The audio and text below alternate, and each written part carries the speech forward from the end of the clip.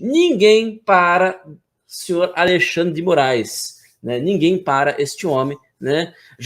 Ele já está, mandou fazer busca e apreensão e a prisão de alguns dos organizadores das manifestações. São 81 mandados, né, entre prisão e mandado de busca e apreensão, né? E ele também mandou bloquear contas bancárias de empresários. Veja só vocês, deixa eu compartilhar aqui, ó. Alvos supostamente financiaram atos antidemocráticos, aqui com aspas, né? Fez bem a Revista Oeste manter as aspas. O ministro Alexandre de Moraes do Supremo Tribunal Federal determinou o bloqueio de contas bancárias de empresários que estariam financiando atos antidemocráticos. A decisão ocorreu no âmbito da ordem que expediu mais de 80 mandados judiciais contra manifestantes anti-Lula. Os alvos ainda não tiveram a identidade revelada, informou o site Poder 360. Desde o início da manhã, agentes da Polícia Federal atuam em 7 estados: Acre, Amazonas, Espírito Santo, Mato Grosso do Sul, Paraná e Santa Catarina, mais o Distrito Federal para investigar o apoio financeiro. Em novembro, Moraes também já tinha ordenado o bloqueio de contas bancárias ligadas a 43 pessoas e empresas suspeitas de envolvimento com os atos. Desde o fim do segundo turno da eleição presidencial, inúmeras rodovias chegaram a ser bloqueadas como protesto pelo resultado do pleito, né? Aqui a nota da PF sobre a ação autorizada por Moraes contra empresários. A Polícia Federal cumpre nesta quinta-feira, dia 15, 81 mandados de busca e apreensão expedidos pelo STF em apuração que tramita na corte acerca dos bloqueios de rodovias após a proclamação dos resultados das eleições, em face de pessoas físicas e jurídicas identificadas pelos agentes, pelas forças federais e locais de segurança pública. Aqui é o seguinte, né? Você percebe que ele tá pegando as pessoas que financiaram, entre aspas, né? O que é financiamento, né? Só para vocês entenderem. Vou dar um exemplo para vocês. A dona Michele Bolsonaro, ela está com o risco de ser colocada dentro do inquérito, né, que apura os tais atos antidemocráticos, por mandar entregar lanche para alguns manifestantes, né? Significa o seguinte, meus amigos, que se eu servir uma quentinha aqui para um mendigo que passa na frente da minha casa, e ele vai lá e comete um crime depois, eu estou financiando o ato dele? Né? Essa é a lógica. Entregar comida para uma pessoa agora é financiar um ato, né? Um crime. Né? Gente, a lógica é tão maluca, mas é tão maluca, é tão fora é tão alucinante, né? Que, enfim, galera, queria te ouvir. Agora é o seguinte, né? Tá aí, né? PF fazendo o trabalho do Alexandre de Moraes. Gestapo? Temos e temos muito, com muita força, com muitos interesses. Afinal de contas, eu não duvido nada que supostamente esses elementos da Gestapo brasileira sejam amiguinhos daquele que vai assumir a diretoria da Polícia Federal. Aquele que sempre cuidou, né, sempre foi muito próximo aos antigos governos lulopetistas e que certamente o STF não vai barrar a sua nomeação, como fez com Alexandre Ramagem, e que naquele momento, julgo eu, foi naquele momento que todo o sinal verde foi dado para todas as atrocidades que estão sendo cometidas pela mais alta corte deste país contra um poder e contra um espectro político. Aliás, eu vou mais longe, contra um poder não, contra 2 poderes, porque o legislativo foi legitimamente, solenemente fechado. Não foi de direito, mas foi de fato. Direito é quando está na lei, e de fato é quando, apesar de não estar na lei, acontece. É a mesma coisa com eleições duvidosas, apesar de estar escrito que temos eleições transparentes, o fato, todo mundo tem a sua própria consciência para analisar e ver que acontece outra coisa. É a mesma coisa que democracia. O fato da palavra democracia estar escrita na Constituição Federal do país não quer dizer nem perto de que aquela democracia existe. E a PF segue aí o seu turnê a sua turnê, né? O seu turno de inconstitucionalidades e parece que esqueceu o que aconteceu no Tribunal de Nuremberg, onde os seus réus, condenados inclusive a penas capitais, tentaram também a máxima: eu só estava cumprindo ordens. Ocorre que as cortes internacionais naquela época não versavam, nem imaginavam sequer namorar com o sistema que hoje coloca o mundo de joelhos. E isso não é uma prerrogativa e nenhum privilégio do Brasil.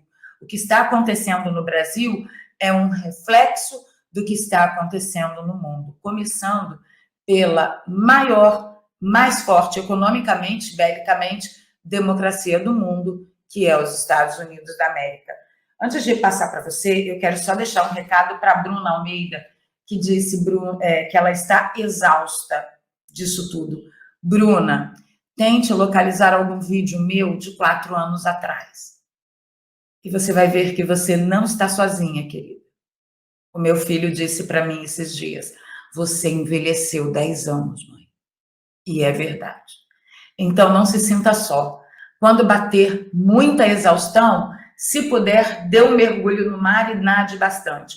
Se não der para dar um tibum no mar, pega uma bacia, enche de sal grosso, coloca água e joga em cima. Não, isso não é uma simpatia, meus queridos. Isso é pura química.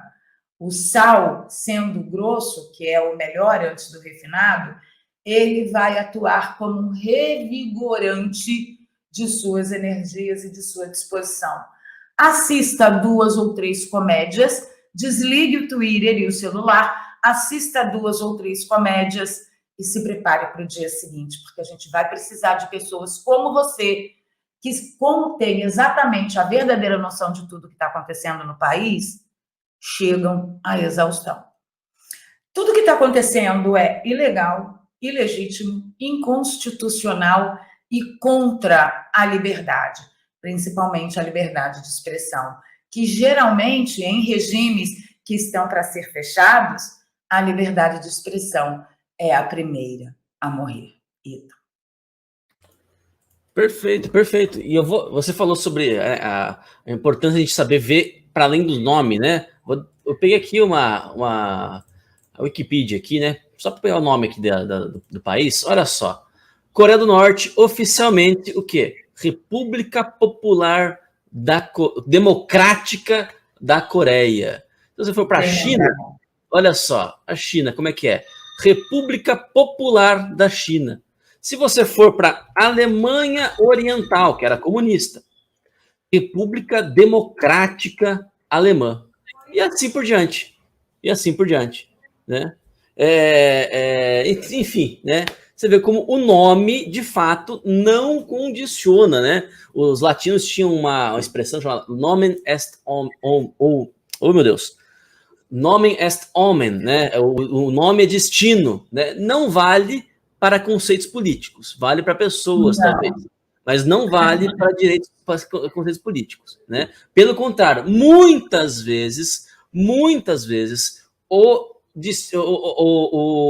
conceito político ele é deliberadamente nomeado pelo inverso daquilo que ele realmente representa, né? Então, você quer o exemplo melhor? Comunismo. Você quer maior concentração de renda e desigualdade do que tem na China? Num país comunista?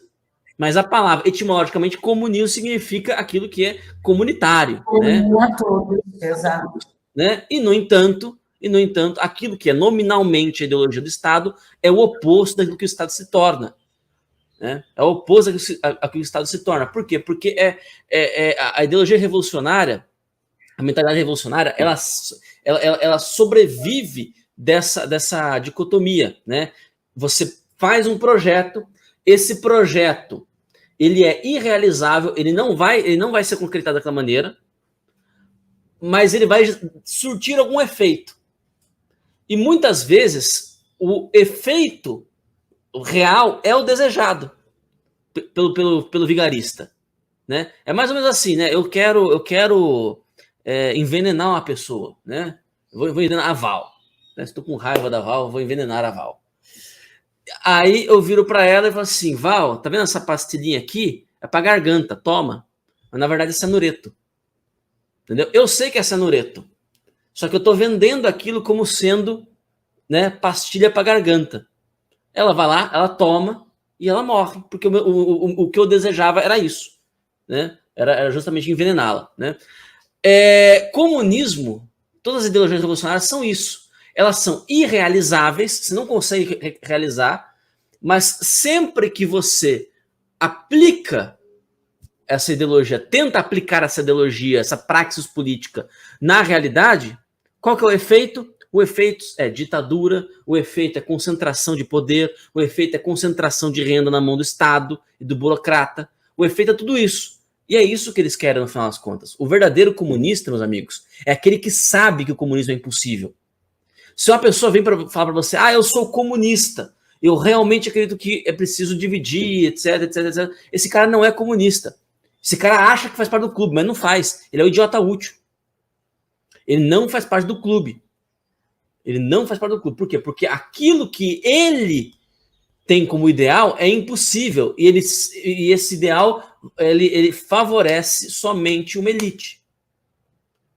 Na prática, esse ideal favorece somente uma elite. É isto que é comunismo. Não é nada além disso. Tá certo? Então, é importante mesmo diferenciar entre aquilo que é da fala e aquilo que é... Então, veja vocês, né? O discurso do Alexandre de Moraes. Nós, em nome da democracia, em nome da liberdade de expressão, em nome de não sei o quê, que o cara faz? O cara abre um inquérito inconstitucional e começa a perseguir aqueles que falam contra, né, alguma coisa. Aqueles que criticam o sistema eleitoral, aqueles que criticam o sistema da justiça eleitoral, aqueles que criticam a atuação da STF. Tudo isso virou, né, inquestionável. Inquestionável, veja vocês, em nome da liberdade de expressão. Isso é uma inversão revolucionária. Isso é uma... enfim, né? Deixa eu voltar aqui só um pouquinho para colocar duas incongruências que as pessoas ainda elas estão meio que desconectadas. Eu acho que vale a pena esclarecer. Está todo mundo me perguntando, poxa, mas os investidores, os mega ricos, eles não sabem que o Brasil será jogado na mais absoluta miséria? Então, gente, o tempo inteiro da pré-campanha e da campanha e durante a gestão de Bolsonaro, vocês viram quem estava por trás das pesquisas de satisfação do governo Bolsonaro. Na pré-campanha, qual o nome mais falado, que era Lula, e que Lula ganharia em todos os parâmetros e aspectos e tal. Os nomes por trás dessas pesquisas, muito bem pagas, eram órgãos de investimento, eram entidades de investimento, entidades financeiras, certo? Por que será que eles defendem tanto isso? Lembrem que investidores, eles amam uma inflação alta, porque a inflação alta gera juros altos. E mega ricos têm muitos dinheiros para render, para colocar para render, para continuar vivendo só de juros, só de renda. São os rentistas. Então, sim, não é ambíguo, não é diferente. É importante que vocês saibam por que a classe elitizada apoia o Lula. Porque eles adoram uma alta inflação. Porque eles adoram ter altos juros. Porque quanto mais altos juros, mais rentabilidade tem os seus muitos dinheirinhos. Quem não vai ter dinheirinho para aplicar somos nós, eu e você. Para nós, se bobear, não vai sobrar nem para comer direito. Porque a inflação vai comer tudo e nós não temos volume suficiente de dinheiro para livrar o nosso dinheiro do efeito comedor da inflação, tá? Ontem eu estava vendo um caso de um jogador de futebol que foi condenado à forca, à morte, no Irã. Por quê? Eu não sei se vocês acompanharam, mas aconteceram vários protestos no Irã, né, há dias atrás. Por quê? Porque uma moça estava com um hijab colocado inadequadamente, segundo a mídia, e a polícia do Estado, a polícia religiosa, no caso o Irã é uma teocracia, então a polícia do Estado lá é a polícia religiosa, tá? A polícia da religião. E aí a polícia mandou, né? O policial mandou ela ajeitar o hijab como deve, como tem lá na Constituição Federal deles, tem lá escrito como deve se usar o hijab, e ela disse que não. E aí ele deu uma cacetada com um cacetete na cabeça dela, teve traumatismo craniano, morreu, a mídia está dizendo que ela morreu de parada cardíaca, e não só a população iraniana, mas também todos os países da Liga, né, se manifestaram, estão contra esse tipo de regime, esse regime tão absolutamente fechado, absurdamente fechado, nessa ditadura sanguinária e cruel. E aí, um jogador de futebol da seleção iraniana, aproveitando a época da Copa, né, estava lá, e ele se manifestou contra o regime. Bom, ele já foi preso em tempo recorde, preso, julgado, condenado. Ele foi condenado à morte. Eu digo a você que o Brasil está pior do que o Irã. Sabe por quê? Porque tudo que o jogador fez é previsto em crime na Constituição Federal do Irã. Ele não pode falar contra o sistema, contra o regime do Irã, porque lá é uma teocracia e o regime foi implantado pelos ditadores como sendo algo sagrado. E falar contra o regime é falar contra Deus. E falar contra o Deus dele é pena de morte. Então, tá tudo escrevinhadinho, bonitinho, clarinho na Constituição Federal do Irã. Aqui, você nem sabe quando vai cometer um crime. E outra, o jogador ainda teve um julgamento. Se o julgamento foi justo ou injusto, não sabemos, mas ele teve um julgamento. Aqui, a gente está vendo penalidades sendo aplicadas, condenações sendo aplicadas, sem nem o advogado da vítima, do réu, né, que eu estou chamando de vítima, do réu ter acesso ao processo para a devida ampla defesa. Então, na atual conjuntura, estamos piores do que o Irã. Então. Isso que você faz, Valéria, é a distinção que a gente faz em ciência política de regime autoritário e regime totalitário.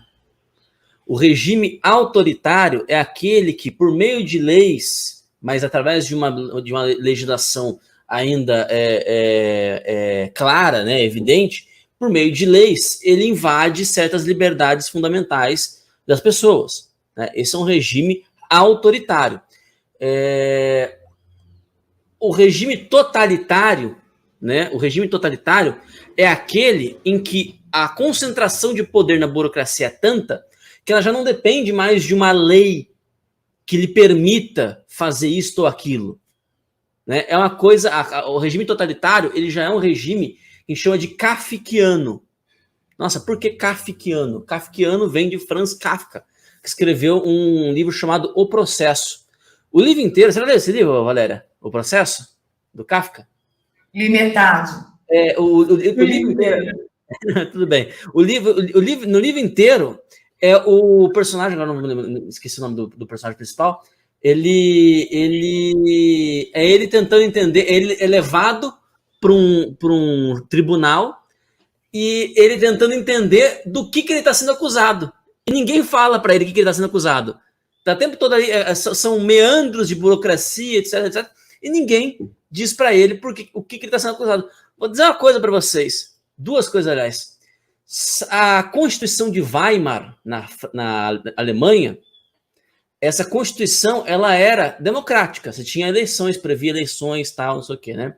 Essa foi a Constituição que foi passada na Alemanha logo depois da queda do Império Alemão, né, entre a Primeira Guerra e a Segunda Guerra. Foi durante a República de Weimar, como eles chamam, né, que foi a ascensão do nazismo.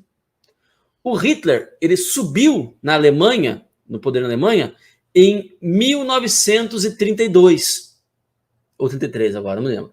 Mas 1932 ou 33, no começo da década de 30, né, com a vigência da Constituição de Weimar, que era uma Constituição democrática, certo?